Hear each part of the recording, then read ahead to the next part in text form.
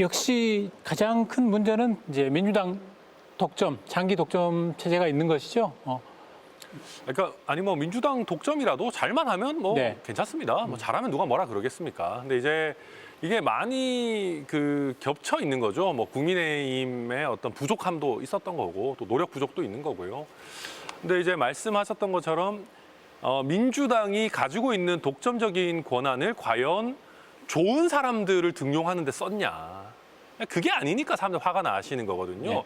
예를 들면 뭐 청년 공천 많이 하겠다 해서 막 뭐 뭔가 새로운 거 할 것 같은데 알고 보면 청년이랍시고 오는 사람이 뭐 지역위원장 친구의 뭐 누구 뭐 사실 내 조직표에 도움이 되는 뭐 꼭두각시 같은 사람 네. 이런 사람들을 데리고 오는 거는 문제가 있는 거거든요. 그러니까 이게 이 독점적인 권한이 있기 때문에 사실은 이 일당의 지위를 이용해서 새로운 신선한 시도들을 얼마든지 해볼 수 있습니다. 당선 가능성 염두에 두지 않고 원래 같으면 사실 좀 선보이기 힘든 인재들, 참신한 인재들 낼 수 있는데 그런 거는 안 하고 그냥 내 국회의원 입장에서 내 다음 선거에 도움될 만한 뭔가 뭐 돈 많고 조직 있고 말 잘 듣는 이런 사람들로 자꾸 이걸 채우거든요. 그래서 이 독점이라는 이 현상을 가지고 자꾸 안 좋은 쪽으로 가고 있는데 이걸 제어해주는 지금 사람이 아무도 없다. 네. 그게 저는 핵심적인 문제라고 봅니다. 작년에 선거가 끝나고 나서 더불어민주당이 이렇게 발표를 했는데요. 우리는 지난 선거보다도 청년 정치인을 더 많이 배출했습니다. 네. 공천했습니다. 뭐 여성 정치인을 더 많이 공천하고 배출했습니다. 이렇게 했거든요. 네네. 근데 방금 우리 천 위원장님 말씀하셨듯이 결국은 그런 것은 프로테이지가 중요한 게 아니라 네. 제대로 된 사람을 제대로 공천하고 그 사람이 정치를 제대로 할 수 있는 토양을 마련하는 게 중요한데 결국은 그게 청년 정치인과 여성 정치인을 저는 소모시키는 거다. 이렇게 생각합니다. 굉장히 나쁜 정치를 네. 하고 있는 거죠. 이 부분에서 세 분도 이야기를 좀 들어보고 싶습니다. 꼭 광주 이야기 아니고요. 다른 지역 이야기 하셔도 좋습니다. 그러니까 이제 이런 거예요. 지역위원장 입장에서, 그러니까 당에서도 공천권자를 국회의원들이 눈치 보듯이 지역으로 내려가면 그 공천권자는 지역위원장입니다.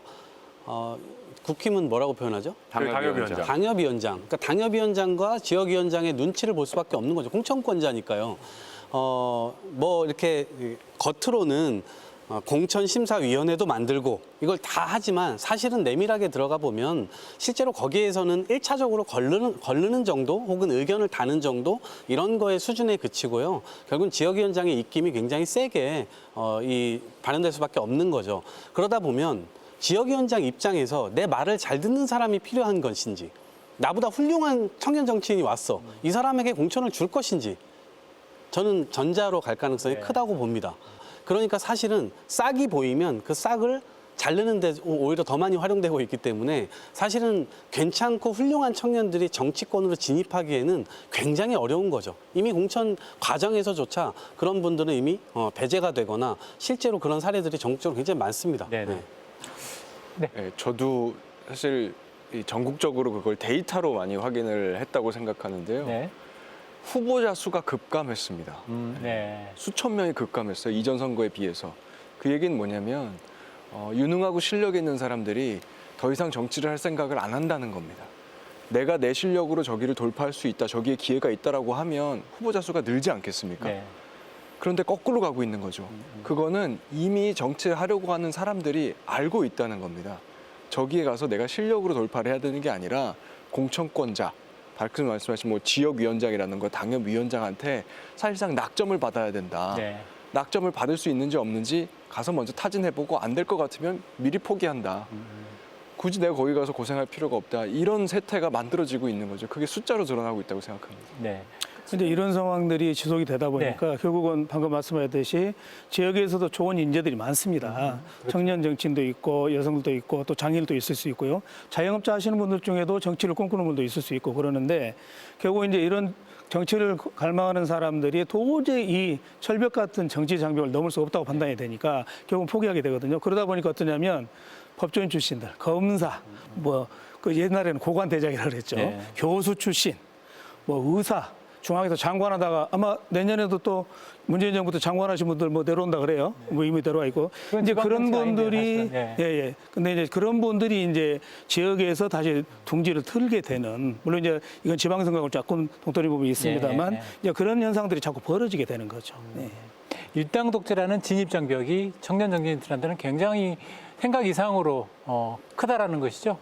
그러니까 저는 정치개혁을 말씀드릴 때 저희가 지난주에 말씀드렸던 선거구제 개편도 정치개혁의 일환이지만 제가 늘 언론에 말씀드렸던 것이 공천개혁이거든요. 네. 그러니까 저희가 지난 지방선거 여기 천하람 의원 같은 경우는 공관위원이었고 저는 이제 지도부였으니까 최고위원이었으니까 굉장히 공정하게 하려고 노력했습니다만 100% 공정했느냐라고 질문했을 때 저는 확신은 할 수 없을 것 같아요. 노력은 했습니다만. 무슨 말이냐면 저희가 여론 경선을 저는 공천 권한을 국민과 당원분들께 드려야 된다고 늘 주장하는 사람인데 국민의힘 같은 경우는 대구 경북 지역이 아무래도 공천을 받으면 당선 가능성이 굉장히 높기 때문에 그 지역에서만이라도 당원과 국민들께서 원하시는 분 경선을 통해서 그 후보자 1등이 되시는 분이 우리 당에 공천을 받게끔 해야 된다라고 늘 주장했는데 지난 선거에서 사실 갑자기 단수 추천을 하는 경우도 있었고요. 네. 그러니까 1등, 2등, 3등 그 지역 언론사들이 여론조사했을 때 격차가 별로 차이 나지 않음에도 불구하고 그냥 2등 후보나 3등 후보를 단수 추천하는 경우도 있었고요. 아니면 1등 후보를 갑자기 컷오프 시킨 다음에 2, 3, 4등만 경선을 시키는 경우도 있었고 굉장히 이해할 수 없는 일들이 비일비재하게 좀 많이 일어났던 것 같아요. 그건 뭐 여야 국민의힘, 민주당, 뭐 정의당에서도 있었던 일인 것 같은데 그러한 점을 좀 개혁해야 된다는 말씀을 좀 드리고 싶어요. 그래서 국민들께서 공천이라는 과정을 더 면밀히 보셔야 된다고 생각하고 있고요. 이 공천, 대한민국이 대통령 직선제를 통해서 저는 민주주의가 시작되었다고 네. 보는데 이 공천 과정에도 공천 권한도 국민과 당원분들께 드려야 된다 이런 네. 주장을 늘 하고 싶습니다. 네, 좋습니다. 공천 이야기 조금 좀 더 해보기로 하고요. 문정은 위원장께서는 굉장히 힘들게 지금 정치를 하고 계세요. 그러니까 제가 굉장히 이제 당황했던 그 토론회를 하게 됐습니다. 네. 그 이제 비례대표 후보이기도 하고 해서 그 시장 후보 지금 당선되신 강기정 시장님이 정의당 시장 후보 함께 TV 토론을 하는 장면이 있었는데 네. 아까 천 의원님께서 말씀하셨던 것처럼 국민의힘과 정의당을 대단히 나무라시더라고요. 네. 무투표 당선되는 게 우리 잘못이냐. 양당에서 후보를 제대로 안 내니까 네, 그런 네. 거 아니냐. 네, 제대로 네. 해라. 막 이렇게 또 내고 싶습니다. 내고 그렇게 싶어요. 말씀을 하셔가지고 네. 근데 그 이야기를 그 시의원 비례대표 후보가 거의 똑같이 복사기처럼 읊으시는 거예요. 네. 그래서 내가 너무 황당해가지고 기억납니다. 네, 어떻게 그런 정치개혁에 대해서 정말 저렇게 저런 인식을 갖고 계실지에 대해서 대단히 놀랬던 경험이 있고 그 네. 인식이 저는 유지되고 있으시다고 생각을 합니다.